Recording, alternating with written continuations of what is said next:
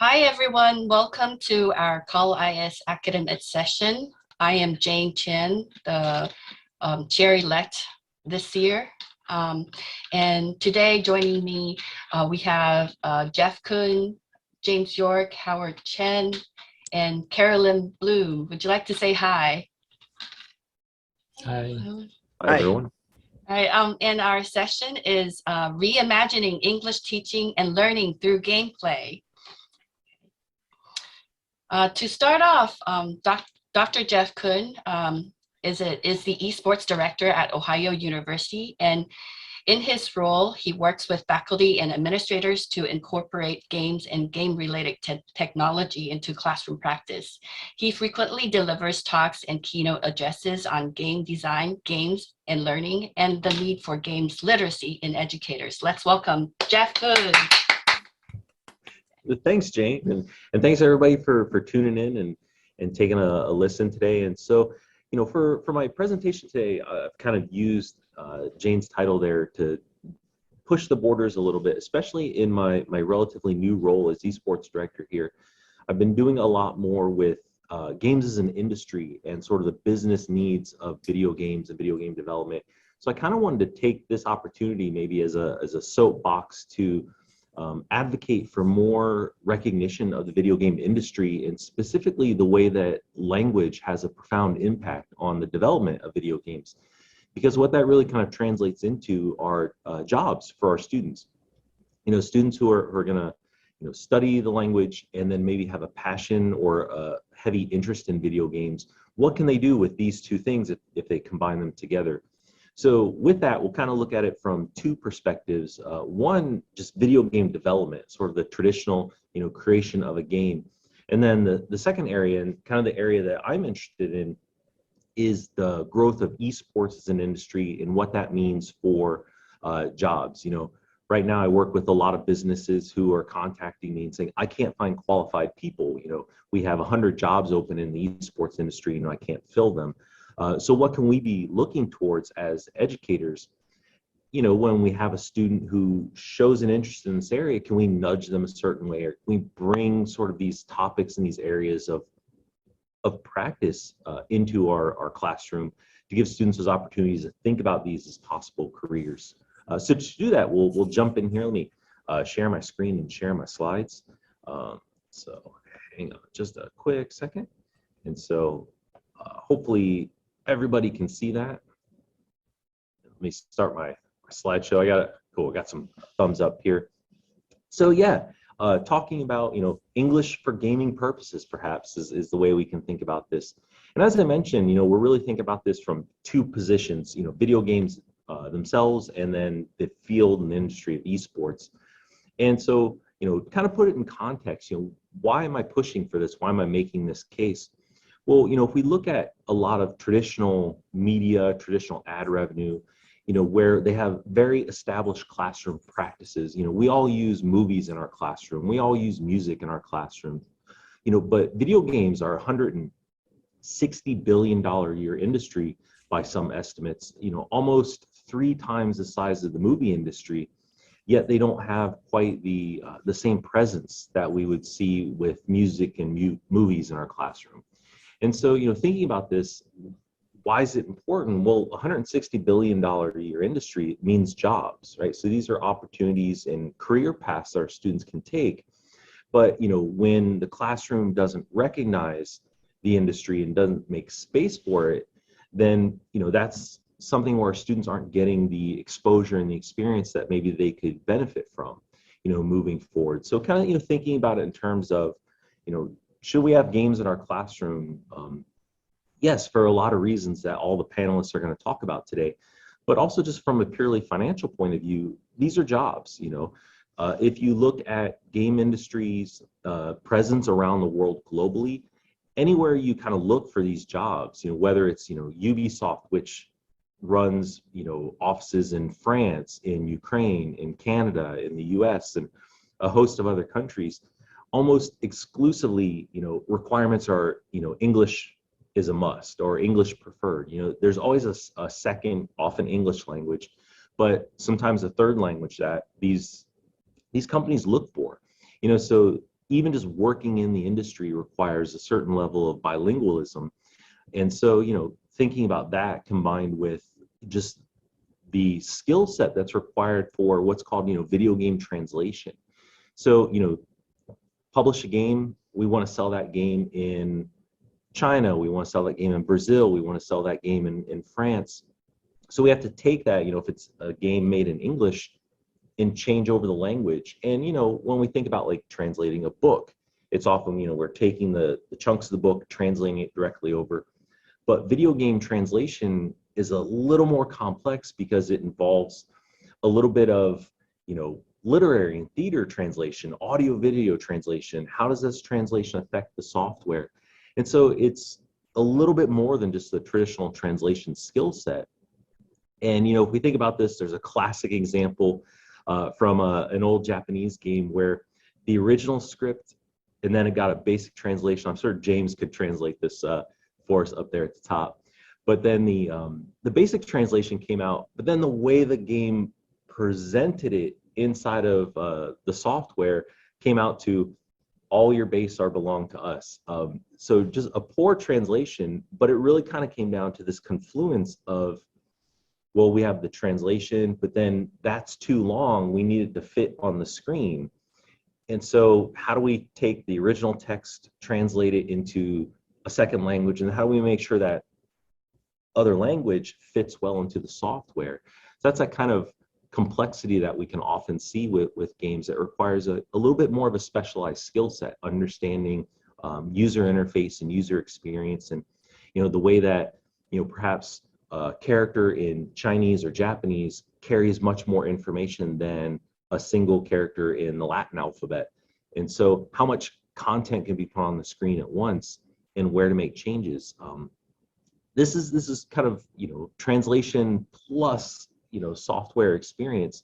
It's a high demand skill. There's a lot of companies out there that do video game localization, and they're constantly hiring for new people. Another example of kind of where linguistics and language interplay into video games is a classic example of another Japanese video game on the Nintendo DS that was, by all accounts, a very interesting game with a terrible presentation, and all came down to linguistics and language. So the written text that appeared on screen, the subtitles, all suggest the game took place in Tokyo. But all the voiced dialogue made American references.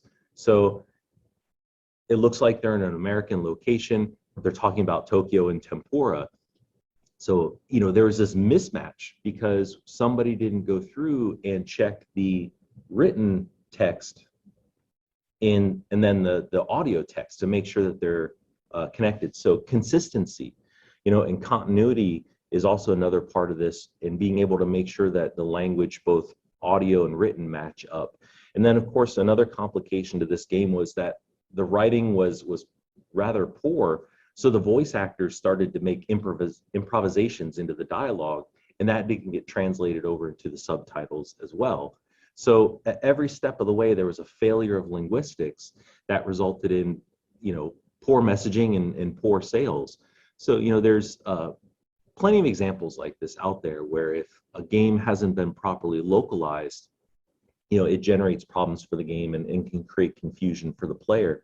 And so the skill set and just being able to consistently follow the language everywhere it goes is really important, and it's really in demand.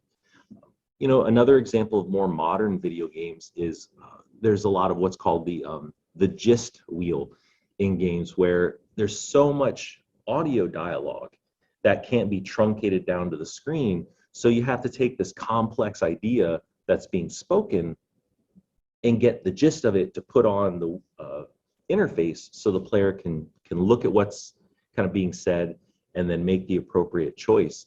And so again, being able to take a big idea, truncate it down to what it absolutely is essential, and then make sure that's visible on the screen. And is another one of those. You see this in games like Mass Effect, or you see this with the Assassin's Creed series as well. So again, having a kind of a robust understanding of language and what needs to be presented to the player so that they understand what's happening clearly. Language, as audio, and language as text. is another kind of area that we can explore and play with that, you need to have in the localization business. Another example of this is integration.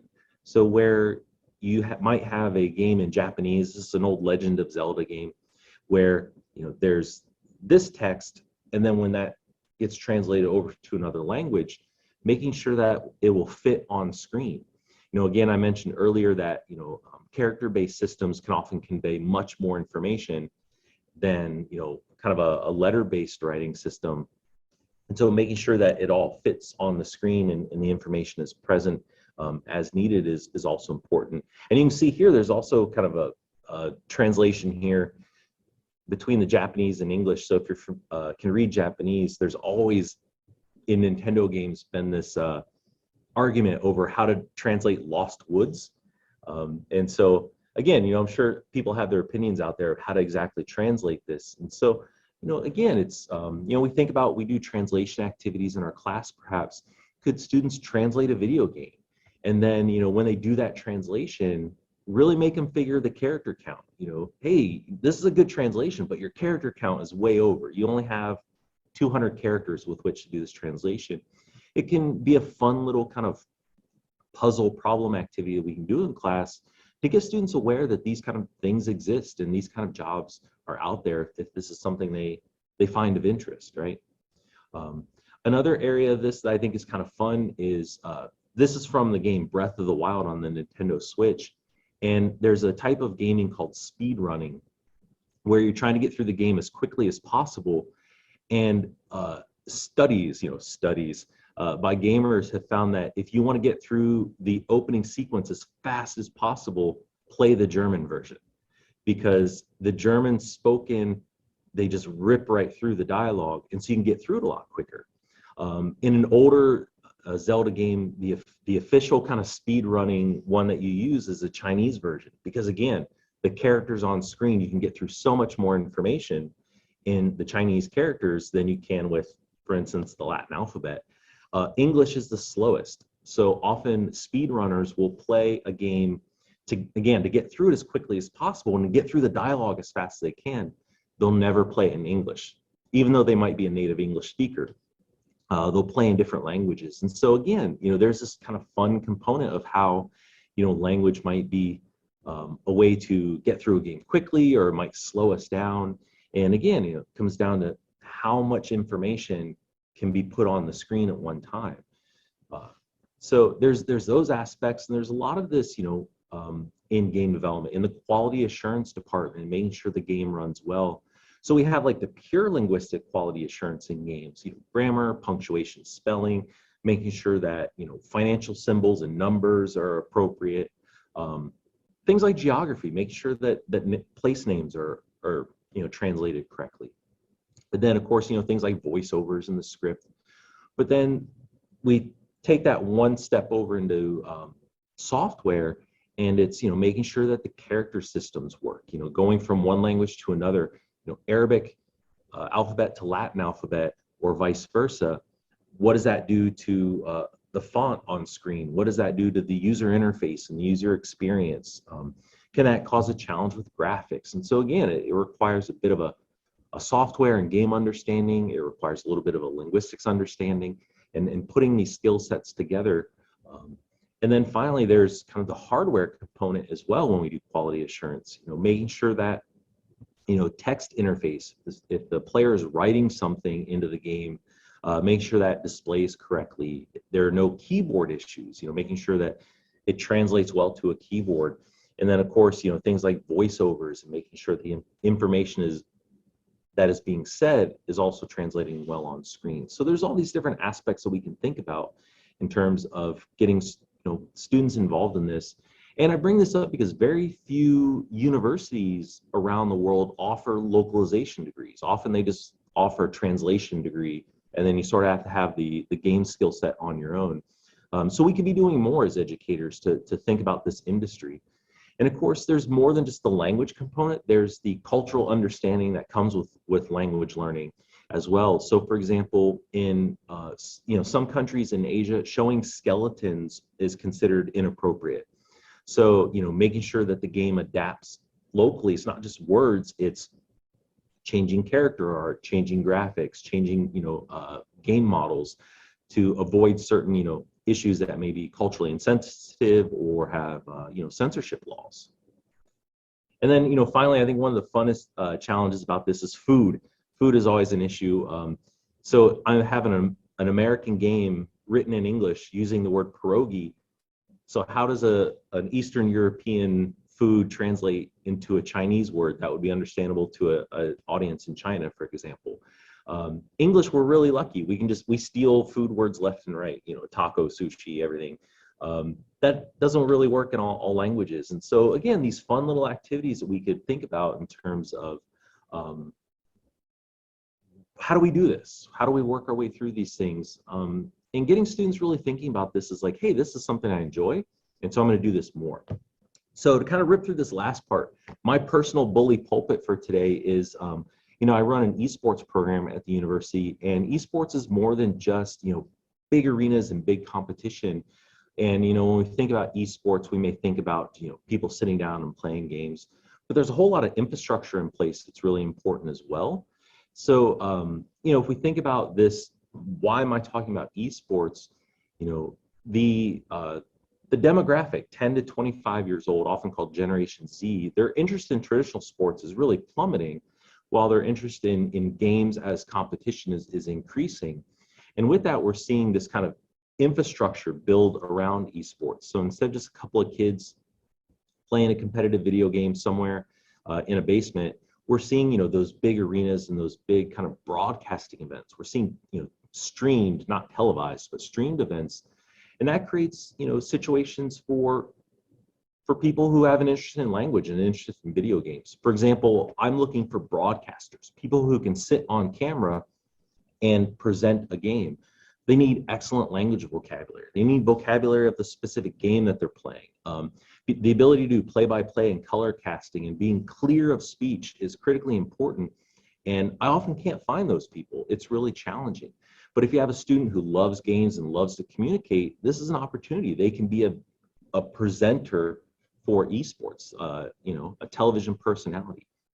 Things like back of the house production. I have a setup in the back of the space for editing and producing and directing, and they need excellent listening skills, and they need to understand the vocabulary of the game, the ability to kind of predict where a conversation's going so we can have the camera in the right spot, and to clearly articulate what they need from the front of house commentators to make sure that the shots they need are set up and ready to go. Again, very heavy focus on language and communication is critically important. Also things like event organizers in esports, the ability to put on a tournament and bring tens if not tens of thousands of people together, organization, clear concise writing, communication with partners, designing media. All this is again very kind of language and communication based. And so you have a student who's passionate in these things, but also loves language. These are jobs that they can start looking at and be involved in. So again, this session I kind of used as my own little place to argue that we need to start thinking about these job opportunities for our students, because there is demand, and we know our students have interest. Where perhaps the pinch point is for us as educators to be aware of these things, think about how we can bring them into our classroom, and more importantly, get our students thinking about these possible jobs in the future. So yeah, thanks for your time. Thank you, Jeff. Very interesting. Let me share the next presenter. Thank you. Our next presenter is Dr. James York. James teaches English and Japanese at Tokyo Denki University, and he also edits Ludic Language Pedagogy, an open access journal which publishes research on the integration of games and play into language teaching practices. Let's give a warm welcome. So thanks for the introduction, Jane, and thank you for the first presentation, Jeff. Wonderful to see. I love the focus on the industry and how that can be leveraged as a learning tool in language classrooms. My focus is going to be on what I'm calling ludic language pedagogy, which is essentially games and play in the classroom again. So it's a very much a teacher focused presentation. Caro got me scared before I started, so I've cut a fair amount of slides. It should be quite short. Jane, if I do butt up to the 15-minute mark, just let me know. I can cut it off at any time. All right, yep, okay. So very quickly, I'm going to talk about why ludic, what is ludic, what it looks like, what teaching in a ludic way looks like, and how you might want to get involved in our little movement, I guess. At the bottom here, it says that pictures of LLP in action mostly come from the papers published at the journal which Jane mentioned, Ludic Language Pedagogy. So first of all, why ludic? And I'm going to breeze through this. So we chose this word ludic, which comes from the Latin for playful, and we thought it could be more of an umbrella term to capture all kinds of games and play. So my own feeling, and others that we started the journal with, is that game has a very, strong connection to digital game. It's almost synonymous with digital game. And this kind of tends to limit the kind of research that you see published on games, essentially. So we thought, yeah, ludic as a space that is inclusive, and it could be for researchers, of course, that want to design games and carry on with digital games, of course, but also for teachers as well. And it opens the gates for learning for research on playful teaching and learning with or without digital technology.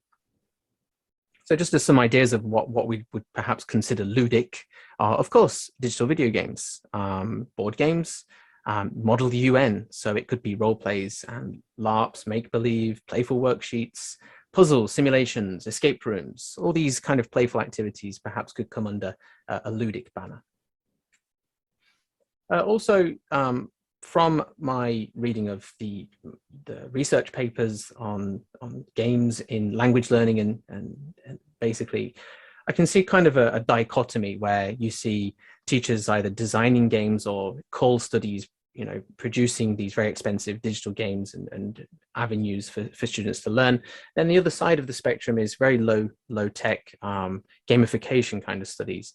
So it's either designing or gamifying, and this is obviously a crude overview of how I see the field, but we'd like to throw ludic language pedagogy in the center to say, of course, you can do some designing, but what about the games that already exist in the world? Maybe we can use those as a teaching tool. And then gamification as a reward-based activity. Well, can you do anything more than that? So maybe we're thinking of language ludic pedagogy as a bit of a midway between designing very technical games and teachers doing gamification. Where's the midpoint? We'd like to see where that is. So you might just think that LLP is just playing games in the class, right? Well, no, hopefully it's going to be a lot more than that. This is a modified version of a picture that we published recently in Foreign Language Annals, but essentially we'd like teachers to think about the potential of a game or a playful activity on many different spectrums. So really take a playful activity or a game seriously and think about, well, what language exists within the game? And Jeff gave us a wonderful introduction to all the different language practices that exist from the game itself. For example, you've got dialogue, you've got options, you've got translations of words that you might not understand. You have the rule books with board games. You have images, feedback. So it's a very multimodal kind of input that you're getting from the game itself. So how could that be leveraged for language using? Following that, we're thinking about, well, what happens when students interact with a game in the classroom? So what kind of pre and post activities would you be doing around the game? What happens when you interact with others? Are you speaking? Are you writing? Where are the problems there? How can that be leveraged towards language learning? Analyzing gameplay, analyzing games, reviewing and reflecting. All of these are kind of student interacting with the game as object, and the language learning affordances of that. And the third level would be, well, what happens around games? Again, so this would link into Jeff's idea of esports and the industry in general. So you've got the language coming from the game as a source of learning. You've got students interacting with the game or the playful activity as a source of learning, and then looking at the wider picture. So what's happening out in the open, the participation that you can do in internet communities. You could be a broadcaster, you could get involved in esports, you can look at the cultural impact of games. This is something that Caro is going to be talking about later, I guess, the idea of what are the different avenues of inclusivity that exist around games, not the game itself, but what are the communities. So all of these things exist around a game, and for the most part, we're seeing either students, teachers designing games or kind of doing gamification, where the games that already exist in the world, we kind of argue that they have a lot of potential, and we're trying to educate teachers to think about how they could leverage that potential in their own classroom. I pulled this quote from Bogost. It's his book, Play Anything. I just really like his take on the fact that being playful, it makes you become more serious in a way. I'll just read it out. It says, play invites, have I wrote that down wrong? Oh no. Play invites and even requires greater attention, generosity, respect, and investment than its supposedly more serious alternatives do. So that's taking on a playful disposition towards creating a pedagogy or class lesson plan or something like this. But you can also think about games themselves. Like, people may just think, oh, Friday afternoon treat, but a game, if you really take it seriously, there's a lot you can get out of it, and that's what we're trying to promote at LLP. Okay, so here's a couple of examples. Take this game, for example. This is the game Happy Families. It's a card game. It's a very easy game, very simple game. And we just ran a course to ask teachers to choose a game and think about these 3 layers of interaction or learning that could happen. And one of the participants, she chose this game, and she came up with this whole list of ways that the game could be used as a language teaching tool. So the language in the game itself, the mechanics of the game, the colors, the family members, very simple stuff. Maybe a lot of teachers would just end here. It's like, okay, we're going to teach the family members with this Happy Families game, done. But no, she looked into it more and thought, well, what about the rule book? There's language in the rule book, reflecting on the game, the vocabulary of the extended family, like how far can you stretch the family out? Talking about your own family, describing family members, and it goes on. And she's based in the Greek context here, so she's in Greece. And then language inspired by the game, so looking at the history of the game, looking at the online version of the game, looking at the Greek version of the game, student-made remixes, and then looking at the traditional Greek family, analyzing YouTube videos, dubbing them for an international audience, etc. This is all coming out of this teacher's mind, having just looked at this game and being prompted to think about these 3 layers of teaching that can happen with that game.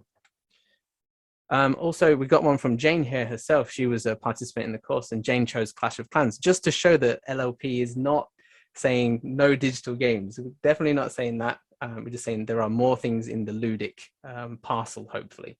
So Jane took Clash of Clans, and she thought about the language in the game. Of course, there are different items and troops and bases that, all these vocabulary words that exist in the game itself. The discussion of how to do offensive and defensive strategies. So strategy planning, this is something that can happen around the game. Looking at wikis, looking at the World Championship videos, language inspired by the game, actually sending messages to the esports players and saying, well, you're doing really well, and connecting with those wider audiences. So again, this is another example of how LLP could be brought about if the teacher decided to, just from a single game.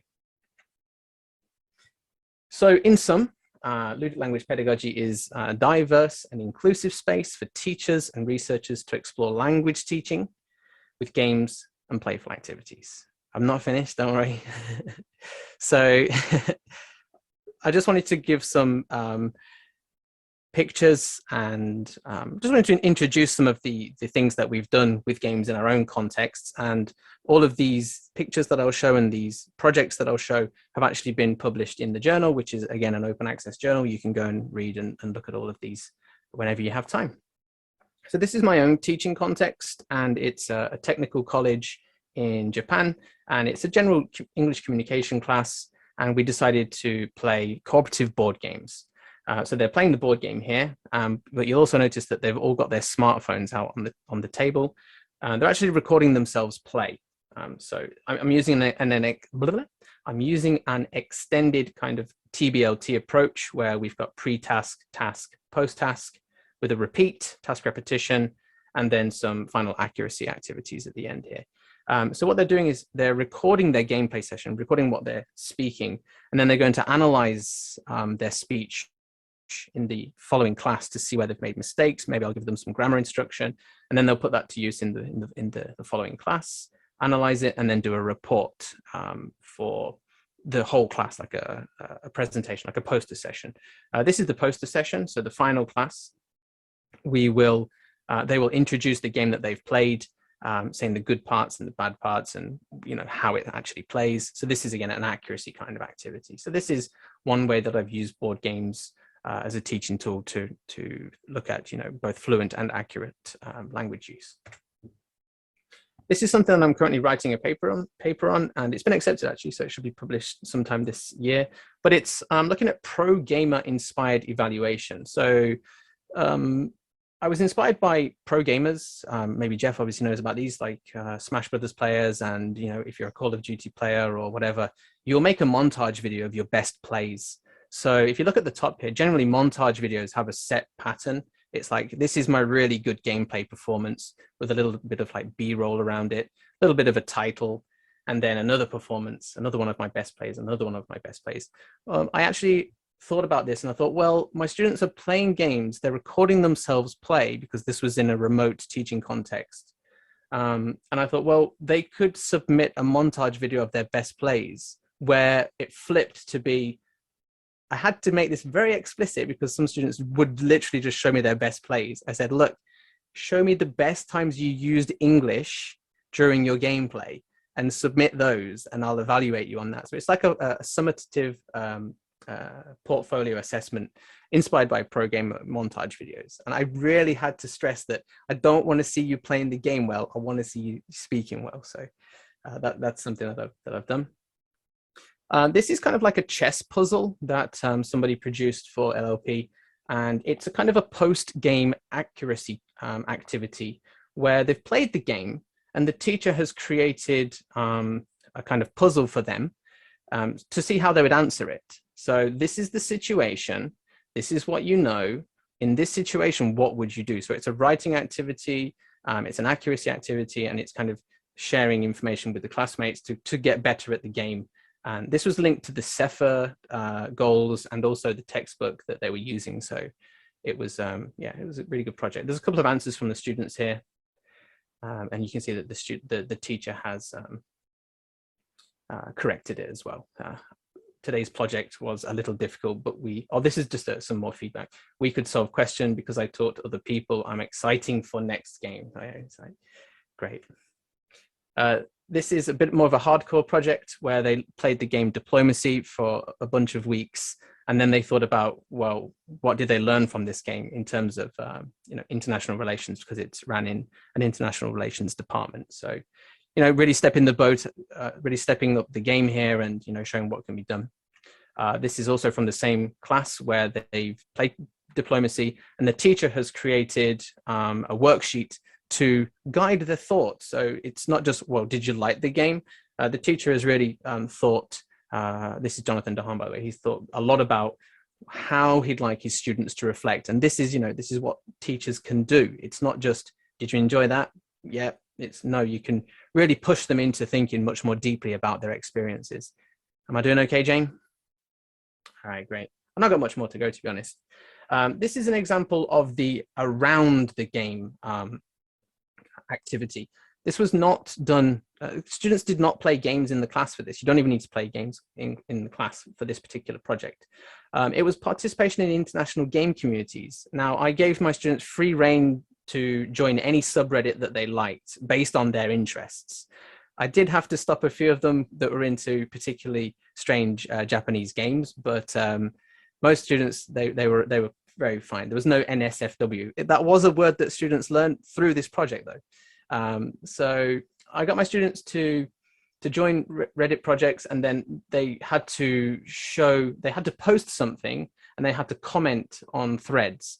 And this is just a real, what am I trying to say? This is an example of cyber pragmatics that they would probably not get in a textbook. That's looking like about time to finish. All right. So I'll just end it here then and say that all of these teaching methods, materials and lesson plans are available for free over at the LLP Journal website. This is the address. Thank you for listening. Okay, thank you, James. I really enjoyed the LLP Evo session. Thank you. And let's move on to our next panelist, Dr. Howard Chen. Dr. Howard Chen is the professor in the Department of English, National Taiwan Normal University in Taiwan. He is also the president of the English Teaching and Research Association, ETRA, and his research interests include corpus linguistics, CAL, and SLA. Let's welcome him. Okay, thank you, Jen. It's a great honor to share some research in game and also some development of gaming in Taiwan. And many thanks to, especially to Jen. Okay, I think there were very few researchers actually in Taiwan focusing on game research and also game development for second language learning, especially. So it's my great honor to share with you a little bit about the situation in Taiwan. Very recently, our government actually paying much attention to the importance of English language for international communication. So probably you read from some newspaper, they will advocating or promoting the concept of so-called bilingual nation in Taiwan. Okay, so they want to actually push in our next generation that will be able to use English and Chinese equally friendly and try to reach out for the international world. Okay, that's quite ambitious. And the goal is set to 2030. So we have probably 8 years left to work hard to make this happen. Okay, but this is very difficult situation here. So government actually providing all kind of resources to university, to research agencies, to all schools, okay, and try to promote English learning. And of course, technology is one of the key tools widely used by various countries. A lot of ESL, EF countries are using all kinds of technology to support English learning, especially during the COVID time. It's like very efficient. And so to help students, okay, my university called National Taiwan Normal University, probably you pay attention to the word normal. Probably you are more familiar with National Taiwan University, but why we use the word normal? Because it's for education. So we are actually the leading university doing a lot of teacher training, doing a lot of school education for the whole nation. So we at the English department, we of course are responsible for English learning website, and we have a very simple name, okay, because we want everybody can remember the name, remember the website. So we call it Cool English, and I wonder if it's really cool. But we have spent like the past 8 years working very hard, and it's a bigger team. Okay, we have a lot of engineers, we have computer scientists, we even have professors from different universities join us. And I want to kindly, only happily share with you that we want to emphasize a lot of digital game in this website. So it's really my great honor to share with you because you are really the game expert around the world. But in Taiwan, very few people are willing to touch upon this like taboo topic, okay? Because it's very against the traditional Asian culture, because we don't want game to interfere students' learning. So this, I think James in Japan probably have some concern or some experiences related to Japanese culture. So this is roughly the website. Okay, so we cover actually K-12. So it's pretty large. Okay, so we have a lot of work to do. Okay, we are infusing all kinds of technology into this website. And luckily, with our great efforts and a lot of help from the teachers and students, we finally are approaching to 1 million users. Hopefully this May or this June, we will be able to reach 1 million registered users on this website. So I'm quickly focused on the game content and why we choose that. So we use a lot of different technology. I won't spend time on that because the focus today is on gaming. Okay, so I don't want to talk about the automatic speech recognition. I don't want to talk about a grammar checker. I don't want to talk about chatbots. So why do we choose to use digital games? The only reason is not because I'm the project director, so I'm actually pushing really hard for gaming, but because based on our past experience, we have some empirical study to support us that gaming is really beneficial for second language learners. And second thing, we spend a lot of time playing with all kinds of gaming technology. So experience is another way to support us to make this decision. So I'm quickly showing some of the past experiences and give you a very little bit about some studies done by my team. Okay, so remember this interesting, funny tool long time ago? So we purchased that many, many years ago. I really recall the time. It's like a 2007 or, okay, we purchased that and allow students to play vocabulary game. Okay, do you recall this very big name? This is a journal paper published in, I guess, in several journals. They have several study on my word coach. Okay, so they have like 16,000 words. They put in the whole dictionary into this game. So we began to love to using all kinds of possibilities. Okay, digital game resources, and we even try this one. And I'm very impressed with Jeff's introduction about a bilingual, because the game will become very popular if we can really transform them into bilingual. I guess James can do similar thing in Japan. I think that would be actually can attract a lot of user attention, because look at that, we translate the same games into Chinese and allow students to use the game to acquire the English vocabulary. So we are using their first language to support second language acquisition. And this was very popular idea, very popular ideas in a very #1 journal, Language Learning and Technology, long time ago. And they have a lot of discussion about using bilingual games. And we purchased this kind of big games. Okay, this is a big adventure games called Sid Meier's Pirates. Okay, so we want students to listen to a lot of authentic input. We want to learn the vocabulary at the same time. And we have a lot of game. I guess you are very familiar with a big company called Telltale. It's a very big company, but well, they closed for a while, like past 2 years, and they finally were reborn. Okay, very recently, you finally get attention again, and then begin to produce more games.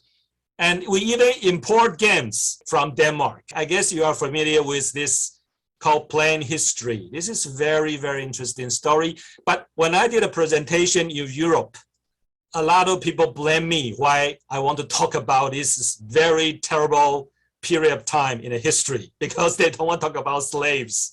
Okay, so I offend a lot of audience at that time. But that is very impressive, very unforgettable experience for myself. And we also played Second Life for a few years, but find a connection is terribly slow because we have to get connected to the States. So anyway, we suffer a lot, and we decide to go for the open sim.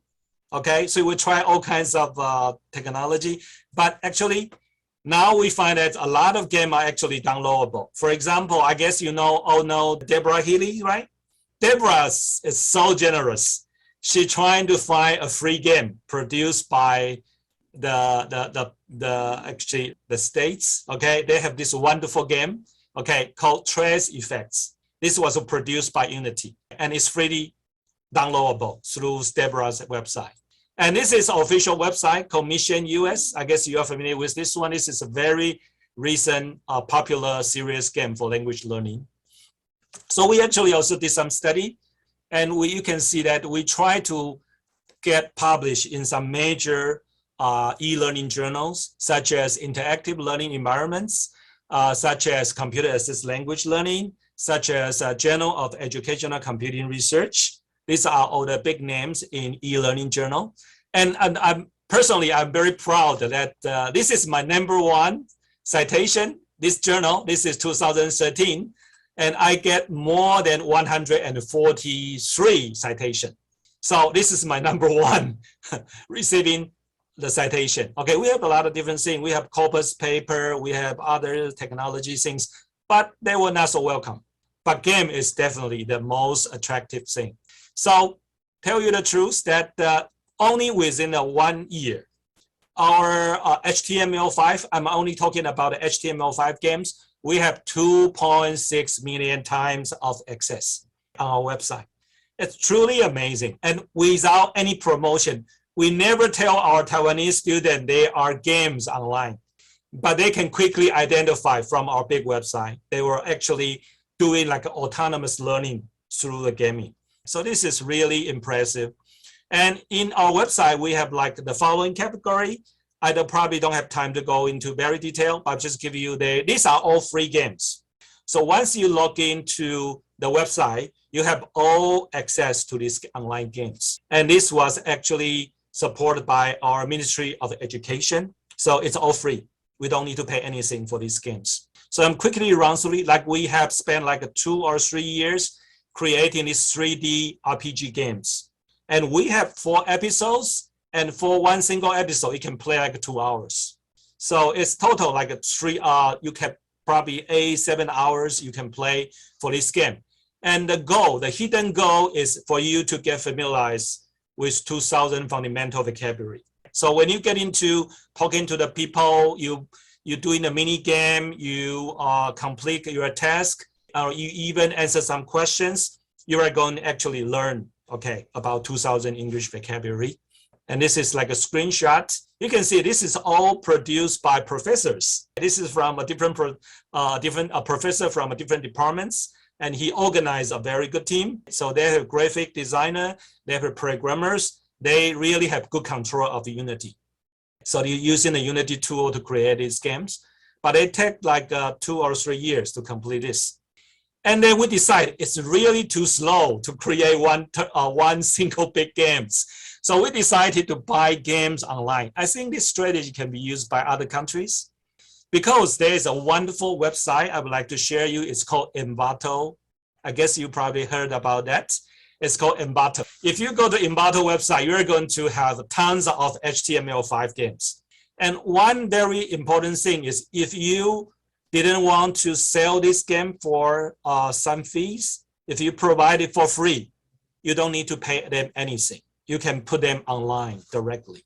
So then I can buy one copy of the non-profit games and then share all the students in Taiwan. Is it nice? I guess it's a really good deal. Okay, we save a lot of money for developing games. So, and other things, we also noticed that students love songs. And I guess you know this wonderful website, right? It's called Lyric Training. Sorry, I'm moving down here. It's called lyrictraining.com. So it's actually using all the YouTube material. You can borrow all the songs on YouTube, and then you can ask students to type in the lyric. So while they are listening to the songs, they need to type. And actually, we got the complaints from parents. You know, the young parents, the parents say it's really cruel for the young kids because they cannot spell the word, but they want to complete again. So we create a multiple choice version. So they just click on a certain word, they can pretend that they can type in the correct answer. So that's another different kind of format of game, but I think it's quite useful. This is a big screen for you to see the detail. I see a blank. Okay, so you have to listen to the song very carefully so you can type in the answer. And we even modify some of the open source games. So you need to answer the question, you get money. Okay, of course, this is a virtual one. So, and recently we have a new team join us. This is from engineering background. They were also supported by the government. And they created some game for the Android phones and even a chatbot for the Line program. And then they do the VR thing that they actually create the VR game for the Oculus helmet. They even do something for HTC. But then I will tell you, it's really, really dangerous to use this material because they were not designed by language teachers. So the whole game looked very funny. You know, it's like a showing off the technology, but has little to do with language learning. So that's the thing that I would really like to caution the audience that we should be more careful if you really want to create new games like that. And we're talking about my most recent crazy idea is this stuff. Okay, especially I guess Jeff probably has several of these. Yeah, so we are paying attention to the Google Assistants and also the following one, the Amazon stuff. Okay, I guess Amazon Echo Show or Echo Dot is the #1 in the States or in the world. So I find these are very, very attractive because it's like they were intelligent personal assistant. So you can interactive talk to these assistants. And I find some of those games, especially this I would like to share with you with this, like a cookie detective, or this gnome garden, or this mini jam, okay? And these are super interesting. For example, if you go on to look at your Google Assistant, you will be able to talk to the screen. So as our government in Taiwan actually pushing us very hard to promote, to encourage students to speak up. Because in our EFL setting, we rarely got an opportunity to speak up to native speakers. So I find this is actually very, very useful tool. And Jane is reminding me about the time. Okay, so I just want to show you the last one, okay? So I think each classroom should be provided with a Google Assistant or Amazon's Alexa. And I also want to go to the last one. I think I would like to further encourage our researcher in gaming, because parents and teachers are strongly against using game in school, especially in the formal education setting. And we need to give them more evidence or more courage to try to use games. And thank you for your attention. I will stop right here. Thank you. Thank you, Howard. Yeah, it's quite impressive to have 1 million users on Cool English website. Okay. Thank you. Coming up next is Dr. Carolyn Bloom. Dr. Carolyn Bloom is an assistant professor for digitally mediated tech teaching and learning, and she has obtained her PhD from Leuphana University of Lüneburg, Germany, in the area of English didactics. She is a former teacher and school administrator in the United States and in Germany for social studies and foreign languages. Let's give her a warm welcome. Thank you very much. All right, so what I want to talk about today is a little bit probably challenging, more challenging for Howard and less challenging maybe for some of the other people here. Not just talking about playing games in general, but playing them critically. And the argument that I want to make is that we move away from designating games as serious games or not serious games because of how problematic that designation is, or that distinction, and talk about using all games in a critical way. So I want to start by looking at this idea of, we've been trying to define serious games for decades, and it's so incredibly hard to do, because what do you take as the measure or the criteria of what a game makes a game serious? So is a game serious because of its content, because it deals with something important like maybe climate change? Do we call games serious because it's a commercial success? And, you know, if we look at, Jeff mentioned esports, obviously esports are an incredibly serious industry, as he showed us in great detail. So does that mean those games are serious games, the esports games? Or do we say that a game is serious because it causes engagement or doesn't cause engagement? So if a game is too much fun to play, does that mean it can't be serious? Or only when it's really engaging is it really a serious game? These are all, you know, elements of the definition that just aren't really clear and that are widely debated and have been debated. And in terms of the mechanics, sometimes mechanics seem too simplistic, or we call a game a casual game. That's not a serious game, that's a casual game. Or are we saying a game is serious because of what the players are supposed to learn, or might learn, or could learn, or should learn? So again, getting a little bit back maybe at content or skills or competence, but putting the emphasis on what happens with the game, which is even harder than trying to define the game itself. So all of these attempts to define serious games have led us down a lot of rabbit holes, and we haven't really solved the problem of how we define a serious game. And I think part of the problem is because of the word serious and the question as to whether play can be considered something that's serious. And this is, again, a debate that goes back at least a century, if not back to ancient times, where some people say, well, the idea of a serious game is an oxymoron, because serious is something that, you know, is situated with a seriousness of purpose, that it is purposeful and has authenticity and is very impactful and meaningful. And a game is just fun. A game is leisure. A game is to play. A game is to move away from the real world trials and tribulations that maybe many of us face. So people say you can't put them together. That's an oxymoron. Other people say that the appellation or the term serious game is redundant because isn't all play serious? And you folks mentioned this also in terms of, language play. Yes, we're playing with vocabulary, we're playing with words, but when children play with words, they're learning also. They're learning language, they're learning to play with words, rhyming games, puns. That's obviously serious play. We know when children engage in simulations or role play that they're learning about their place in the world, they're learning about different roles in society, they're learning about interaction. So that calling something a serious game is just saying, yeah, all gaming is serious, all play is serious. So the term itself, serious game, is really problematic. And then again, we're trying to look at how do you define seriousness based on certain kinds of content. So for example, some of you may be familiar with this. Oops, can I go back? Some of you may be serious with what was originally a public service announcement from Australia called Dumb Ways to Die. And it was so popular that they made it into a series of mini games. Now, the topic is really serious. It's about avoiding danger and trying to stay alive by, for example, avoiding piranhas or not going too near trains at crossings. That's a really serious topic.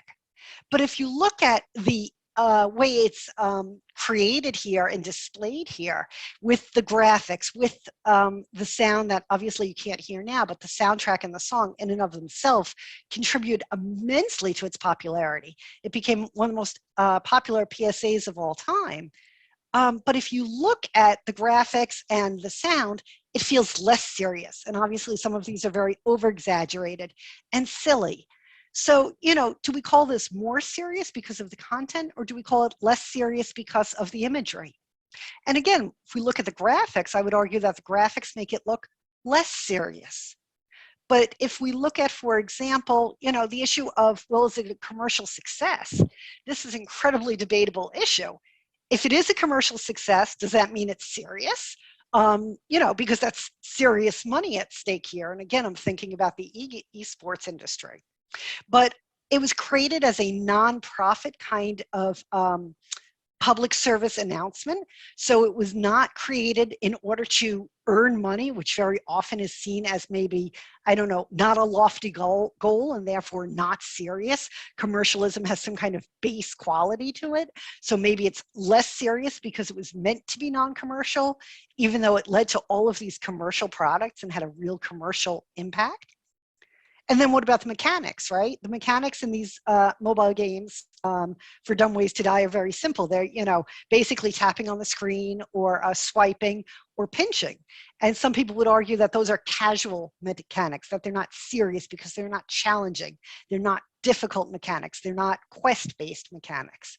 So again, it becomes very difficult to decide whether we call something a serious game or a not so serious game. I think the underlying problem is in part what Howard spoke to, the sense that we feel like we have to justify using games in order to use them in the classroom. And to justify using games, we have to say that they're serious. And I think what we really need to explore is, why does learning have to be so serious? And can't we argue that maybe learning takes place best maybe when it's fun? And we have, of course, this isn't just my philosophy, we have decades of research that tells us that engagement is fun. And we can define it in all kinds of different ways. But if that we're not engaged in something, we're not in flow, we're not in a state where we're going to be able to make meaning of what we're doing. So that in essence, maybe we shouldn't be so scared of not being serious, because again, that's where the learning takes place.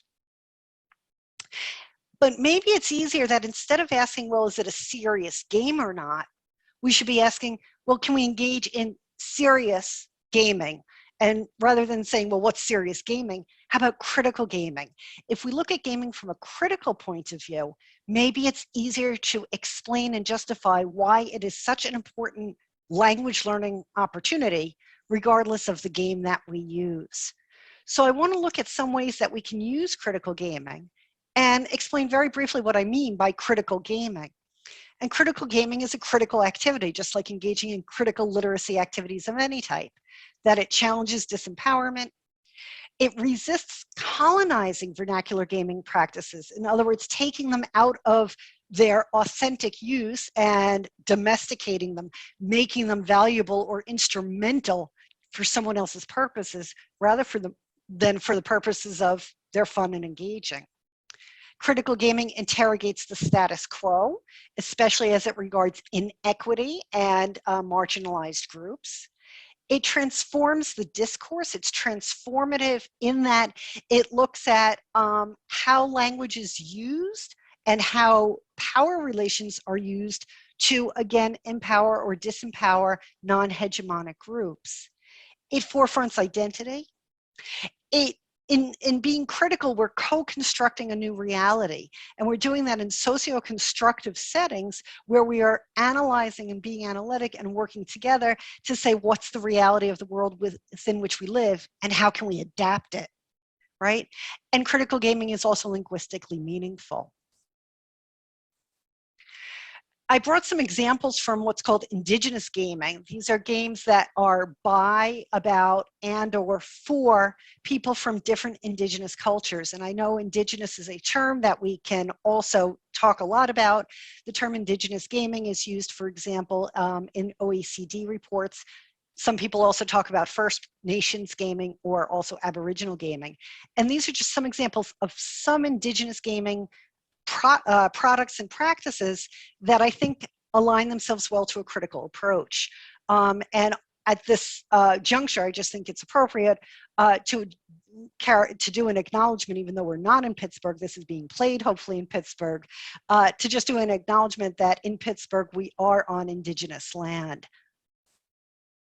One of the issues that I think you can look at very closely when you're doing a critical interrogation of games is the issue of authorship. And this plays into two issues. This plays into the issue of representation, and it plays into the issue really of the commercial benefits, which in turn is a question of empowerment. The game Never Alone was created by Inuit people and was a raging financial success. If we say, well, you know, a serious game has to be nonprofit, or it has to be, you know, for the common good. What we're doing is we're saying that indigenous creators cannot make a living off of their artistic and cultural mediums and their technological prowess. What we would be saying in that case is, you know, this is something that's nice to have, but it has no value in our commercial, capitalist, exploitative sense of the word.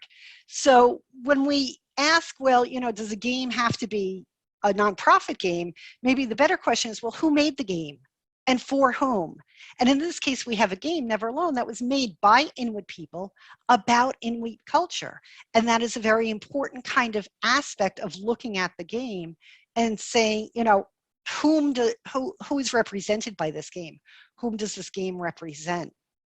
And again, representation is a really important issue. This is a different game called Thunder VR. It's a very short game.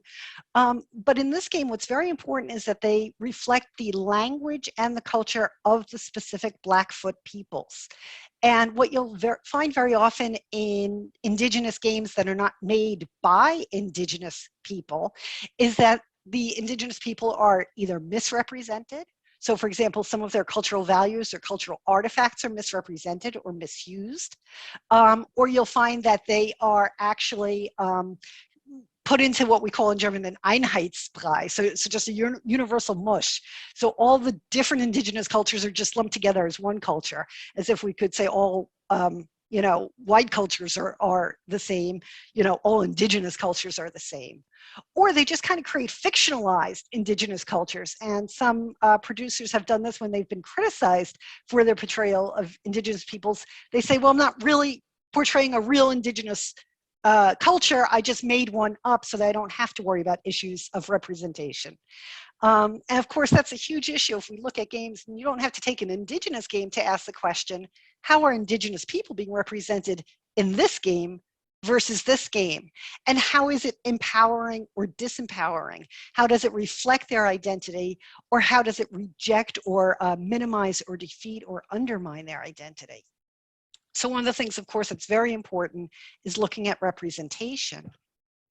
You can also look at the mechanics of games. So again, in Never Alone, the title is actually kind of the program, because you can play this game as a single player game. It's a side-scrolling adventure, but it's an awful lot easier to play as a multiplayer game with one person playing as Numa and one person playing as the fox. And the fox helps Numa over some of the obstacles, and Numa has to take Fox with her in order to achieve some of the goals. And you see here, the fox makes it possible to reach the ancestral spirits that help them progress through the game, and of course work together in what's a very hostile natural environment. So the idea that we need to cooperate, we need to work together, is reflected, you know, both as a concept of the indigenous culture at stake here, which is Alaskan culture, but it's also a mechanic that's embedded into the way the game functions. And that's a very sophisticated kind of analysis that you can break down for students at a relatively simplistic level. Another really interesting mechanic in Never Alone is that in most gamification, the goal is that students play the game, or rather learn something, in order to gain a reward. In Never Alone, students play, and the reward is actually to get what are called cultural insights. And these cultural insights were recorded with and by Inuit elders to reflect elements of traditional Inuit culture that are reflected in the game in different ways. So they've turned the mechanics of gaming on its head by saying, no, you're not here learning so that you're rewarded with play. Here you're playing to be rewarded with information, with learning, with knowledge, and interrogating that and questioning, what does it mean to play to learn versus learn to play? And what's really the valuable content or the value of the medium is a question that you can also explore in a variety of situations. Here's another example of gaming mechanics from another indigenous game that also bears being questioned or interrogated. So in this game, which is also a VR game, there's virtually no dialogue. There is also no written instruction. And the player has to learn to use what we would recognize as boomerangs, these wira, has to learn to tap them and use them in order to achieve a goal, which is to basically fish, or send the fish as food, as sustenance. And they can only do this really by trial and error through actually using these boomerangs. And it's also, you know, it's an interesting mechanic because of the lack of spoken language or written language, but there's also this element of embodiment and the sense that there are other ways of knowing other than orality, other than written ways of knowing, and other ways of learning other than chronological, narrative, or linear stories, but rather more emotive, affectual, sense-making stories or sensual stories that do away with that kind of chronology or chronicity. So this is another very interesting mechanic in a very short game that, again, lends itself to this kind of critical analysis in the classroom. Looking at the language itself, and Howard and Jeff spoke a lot about this already, so thank goodness I don't have to. I think what's really interesting in Never Alone is that it's recorded in the native Inuit language, but you can choose from all of these different languages for the subtitles. So there's a multilingual and a translingual norm. In Thunder, the purpose of Thunder is actually stated that it's dedicated to teaching Blackfoot youth culture and language. And within this VR game, you actually engage in the game in order to learn vocabulary words that are Blackfoot vocabulary words, as well as learning about Blackfoot culture and history. So you see, you can learn the words for different animals, as well as learning Blackfoot skills and culture and beliefs. I just used indigenous games as an example of critical gaming. You do not have to use indigenous games for critical gaming. You can use almost anything. And I listed a couple here that I'm not going to have time to go into detail for. I think there's a lot out there, especially about gender and sexualities, that you could use to interrogate representation and identity. The last one, or the last two actually, you can also use to talk about disability and neurodiversity. So again, how are people represented? How are different identities portrayed, made use of, empowered and or disempowered in games? Or if you want to focus on mechanics, I think American's Army is a fascinating example where you have what's essentially a AAA piece of propaganda fostering positive attitudes towards joining the Army, where you have an ego shooter where at the same time you can interact with veterans of military incursions and also chat to get more information about actually joining the Army. And there's so much to unpack there about whether this is a game, whether this is an advertisement, a piece of propaganda. Is it an educational game? Is it a serious game? What exactly does that mean in this case? And Unmanned, which actually unpacks a lot of this and kind of takes the point of view that, you know, we make warfare very, mundane when we're making very significant and serious decisions about people's lives and about the state of the world and the future of the world. So kind of looking at the mechanics to unpack the themes or the content. So the Stanley Parable, which is virtually unplayable, but a free game, and Keep Talking or Nobody Explodes, which combines mixed reality. And that's a wonderful way to look at what does it mean to be in two worlds at the same time. Last slide, critical gaming. It's very easy. Do be critical. Don't be bad. And if you're curious, you can look at further research on this subject. Thank you very much. Thank you. Thank you very much, Carolyn, about critical gaming. And thank you. I'd like to thank our panelists today for their presentation on imagining English teaching and learning through gameplay. Thanks for being interested in this session. Also for our Call IS this year, Electronic Village is virtual. It's fully online, and you could take a look at our program on callis.org, and we look forward to see you there. Thank you.